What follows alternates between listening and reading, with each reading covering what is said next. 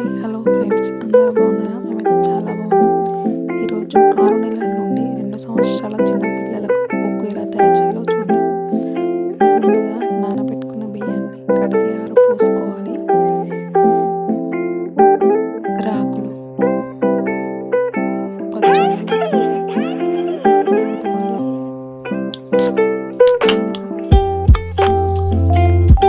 సద్దలు, శనగపప్పు, ఎర్రపప్పు, ఉలవలు,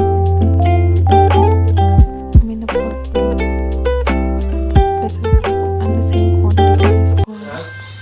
అన్ని దూరగా తీసుకొని దూరగా వేయించుకోవాలి. లో ఫ్లేమ్లో పెట్టి బాదం తీసుకొని దూరగా వేయించుకోవాలి. కాజు, జీలకర్ర, కొన్ని లవంగాలు, మిరియాలు, ధనియాలు అన్నీ మంచిగా దూరగా వేయించుకోవాలి లో ఫ్లేమ్లో. ఓమ చాలా హెల్దీ కదా. బాదం ఇలా దూరగా వేయించుకోవాలి. అన్ని పప్పులు ఈక్వల్ క్వాంటిటీలో తీసుకొని దూరగా వేయించుకోవాలి.